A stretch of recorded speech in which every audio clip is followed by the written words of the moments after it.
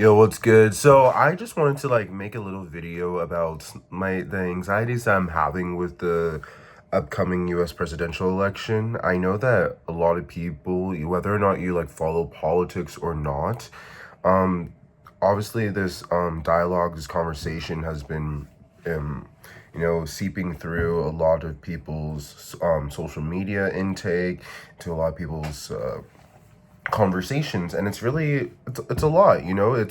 It's kind of, it's a very paralyzing experience. We have a few weeks until the presidential election, and it seems to be a very close election, with one candidate who is completely unhinged, demented, old, and just flailing left and right, and then the other one who, let's be honest, is just gonna propagate the status quo. Is not going to do anything that's gonna truly fundamentally change the quality of life, and will just be able to keep on steering the American empire forward. Whether or not they'll be able to fully realize all of their entire agenda is left to be seen. But yesterday I voted absentee ballot, which is so funny, like voting in a U.S. election through the Royal Mail. It was like, I don't know why. It's just, I think it's funny, just because we won the war. So anyway, I am just kind of, I don't know how I will feel if Donald Trump wins. I know that I will kind of have felt venerated in my decision to particularly move back to London, to the UK, because quite frankly I don't want to be in the US during this period, because it is really stressful, not knowing where your country's headed, specifically because it could head in very drastic ways that are quite different from each other. You could have one where democracy continues on. It's not perfect, and there's problems, and there are people who are being hypocrites, and there's the walking contradiction of the United States. Or you could go into full-on authoritarian fascism, Trump, I only want to be a dictator for one day, version of America. And being a person of color, being a person who comes from a family that truly could only exist in the American context, and knowing how many friends and family I love who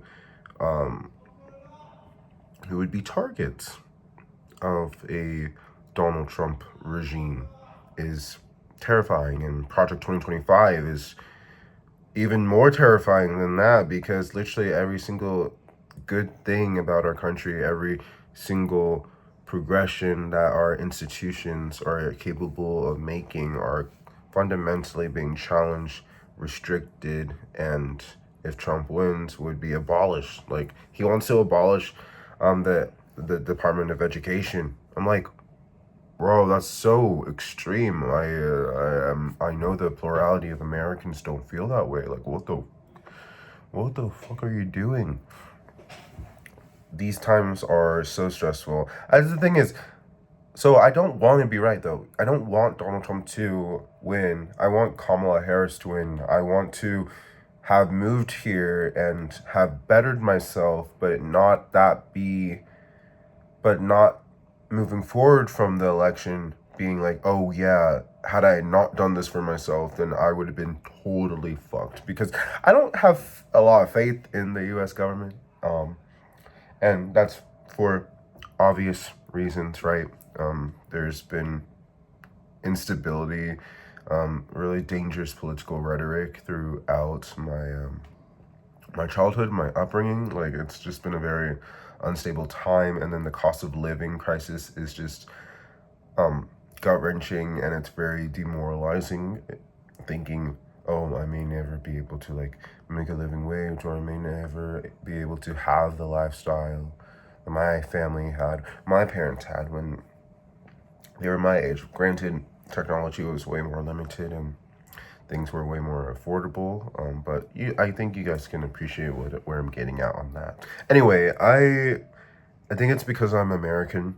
I am naturally optimistic, and so I am going to keep on telling my friends and family to go out, register to vote. I did it. I did it all the way here in London. I got my absentee ballot mailed to me all the way, halfway across the world, and I was able to vote and send it back yesterday. So you guys should be able to do that very easily in your own home, right?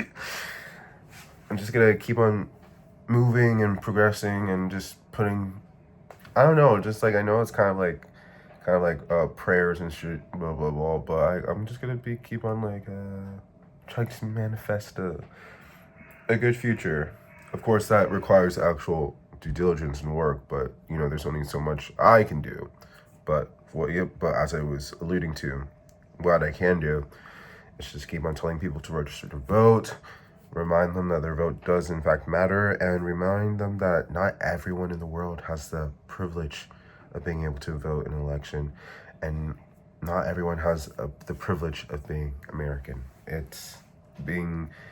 Every time I leave the country, I am reminded of just how special and unique our country is, and how privileged I am to be able to hold these ideologies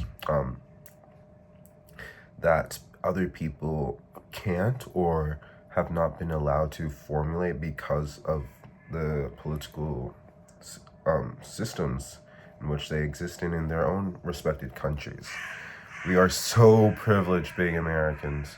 And even if you're not American, if you're just North American, right? Canadians, like, you guys are us. Whether or not you like it, you are us. And our success is your success.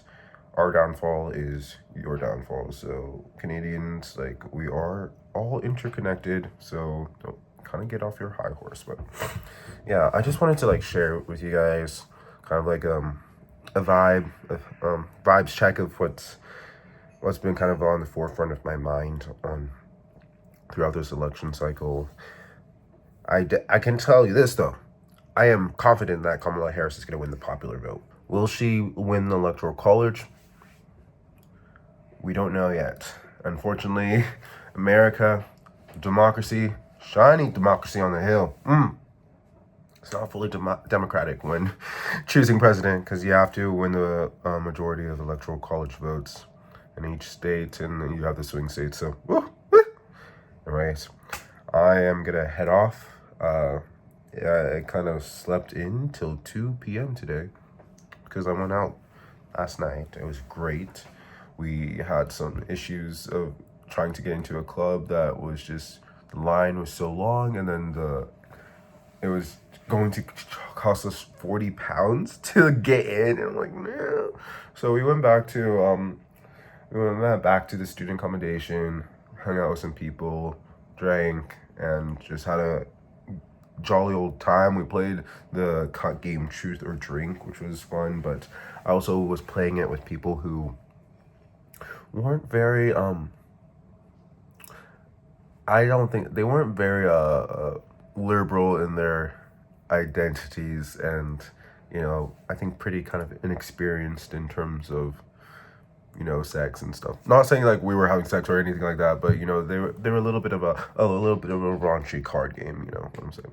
So with that said, I will see you guys in the next video. Peace and love. Bye. It's a daily vlog.